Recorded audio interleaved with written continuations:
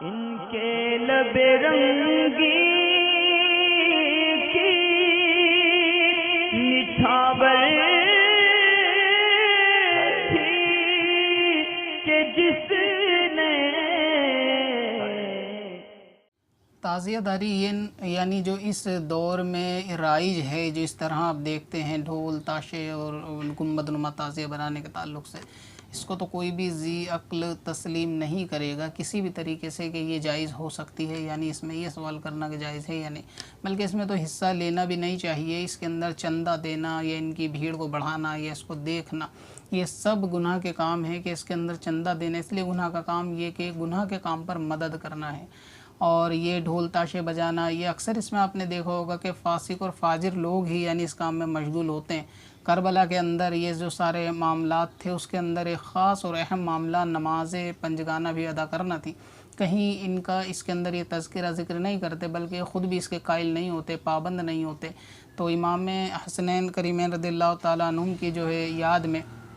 یہ حضرت حسین کی یاد میں یہ جو نکالتے ہیں، تو اس کے اندر تو نماز بھی شامل ہے۔ پھر یہ اسی دن یعنی خاص تعزیے والے دن بھی پورے دن تعزیے کو گھمانے میں اپنی نمازوں کو قضا کر دیتے ہیں۔ پھر یہ دعویٰ جو امام حسین کی محبت کا کرتے ہیں، اس کے اندر ظاہر سی بات ہے کہ اس کے اندر سارے خرافات قسم کے جو ہے نا شخص موجود ہوتے ہیں، تو یہ کسی طرح جائز نہیں ہے، اس کو علماء اکرام نے بالکل بھی جائز قرار نہیں دیا۔ اب بعض لوگ اس چیز کو کہنے لگے کہ جو روزے کی شکل بنائی جاتی ہے، بعض علماء کہتے ہیں کہ روزے کی شکل بنا کے گھر میں رکھنا جائز ہے۔ تو دیکھیں، روزے کی شکل بنا کر گھر میں رکھنا جو جائز ہے، وہ وہی شکل جائز ہے کہ امام حسین کے روزے کی مثل ہونی چاہیے۔ جیسے کہ آپ نے دیکھا ہوگا گھر میں اکثر تصاویروں کے اندر کعبہ یا مدینہ شریف کی تصویر ہوتی ہے، تو اس کو دیکھنے سے ہی معلوم چلتا ہے کہ یہ مدینہ شریف کی تصویر ہے، کعبہ شریف کی تصویر ہے، اس کے دیکھنے سے معلوم چلتا ہے، وہ اس کی مثل ہوتی ہے۔ تو کیا ان تعزیوں کو دیکھنے سے یا اس کے اندر جو قبر یہ لوگ فرضی قبر بناتے ہیں، کہ اس کو دیکھنے سے یہ معلوم چلتا ہے کہ امام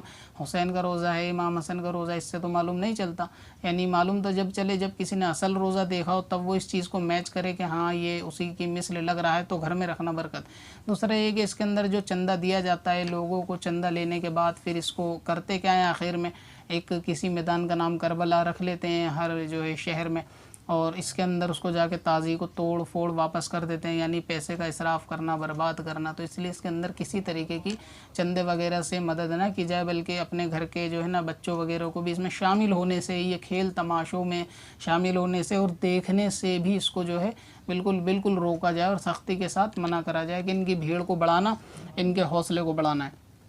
ایک بہن کہتی ہیں کہ چہرے پہ داغ دھبے دانے کے تعلق سے اگر کوئی وظائف وغیرہ ہو، یعنی چہرے کے اوپر دانے نکل آتے ہیں اکثر محاسے وغیرہ اس کے تعلق سے، تو میں عرض کر دیتا ہوں کہ چہرے وغیرہ پہ اگر دانے نکلتے ہیں تو اول تو اس کی یعنی ڈاکٹری آپ چیک اپ کرا لیں کہ پیٹ کی خرابی کی وغیرہ سے، یہ اکثر عورت کے اندر یہ معاملہ ہے تو حیض کی خرابی کی، اس کے دن آگے پیچھے ہونے کی وجہ سے معاملہ پیش آتا ہے۔ وظائف کے طور پہ ایک چھوٹا سا وظیفہ پیش کرتا ہوں۔ اول آخر درود شریف 3 مرتبہ یا ایک مرتبہ کم از کم پڑھ کے، اور 3 مرتبہ یا رقیبو بڑے قاف کے ساتھ ہے، یا رقیبو اللہ تعالیٰ کا نام ہے، یعنی درود شریف اول آخر اور 3 مرتبہ یا رقیبو یا رقیبو یا رقیبو پڑھ کر اپنے ہاتھوں پر دم کریں اور اس ہاتھوں کو چہرے پر پھیر لیں۔ دن میں جتنی مرتبہ کر لیں، اس کو 2-4 مرتبہ کر لیں، انشاءاللہ تعالیٰ دانوں میں جو ہے چہرے کے شفا حاصل ہوگی۔ اور ساتھ میں یہ کہ صبح شام بھی ضرور پڑھیں، اور جب دن میں موقع مل جائے اس کے ساتھ ہی اس کو جب بھی 1-8 مرتبہ اور پڑھ لیں۔ پتھر میں حسن لالے پرنوار